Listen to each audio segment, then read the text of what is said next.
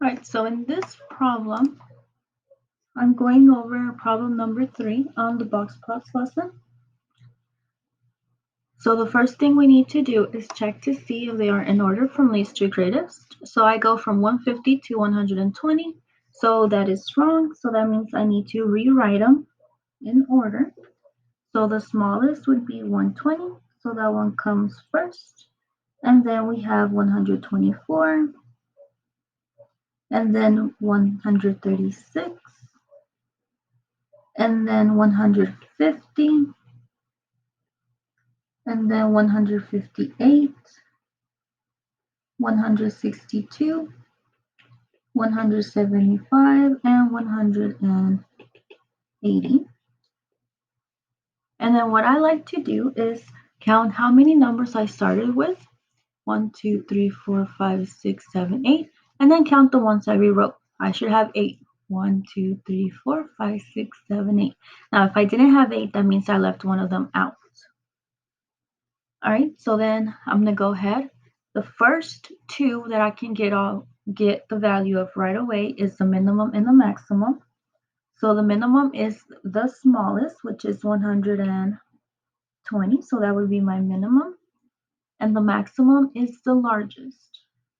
That would be 180. Now for the median, that is the number in the middle.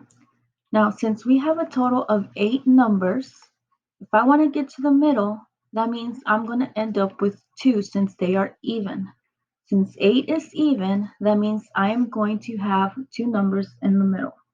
So if I were to cross them out,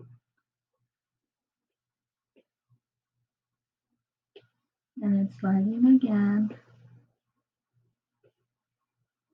I end up with 150 and 158. Now those two are in the middle, but I need just one value for my median. I cannot have 2 numbers for the median. So I need to find what number is between 150 and 158. Now, the easiest way to do that is to find the average or the mean.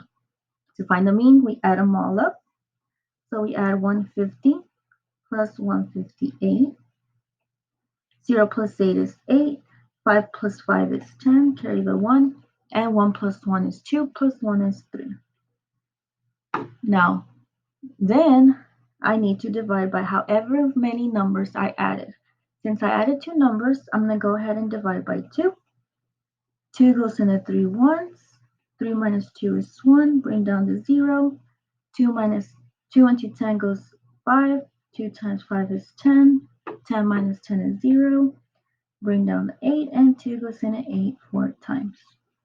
So that means the median would be 154. Now, does it make sense that 154 is in the middle of 150 and 158? Yes. If you would have gotten 254, then that means you did something wrong in your math. All right, now the next thing is the lower quartile and the upper quartile. Now, the easiest way to find the lower and the upper is, well, since we have 8 numbers written down, that means we're going to split it in half. What is half of 8? 4. So that means the first 4 numbers will be my numbers used to find the lower Q, and the 4 numbers to the right will be used to find the upper Q. Now remember, to find the lower and upper quartiles, we need to find the median on each side. So we're looking at these 4 numbers. What is the median of these 4 numbers? Now, since it's 4 and 4 is even, that means I'm going to end up with 2 in the middle. Because if I cross these out, I end up with 124 and 136. So I'm going to find the median by adding and dividing by 2. 4 plus 6 is 10, carry the 1. 1 plus 2 is 3, plus 3 is 6, and 1 plus 1 is 2.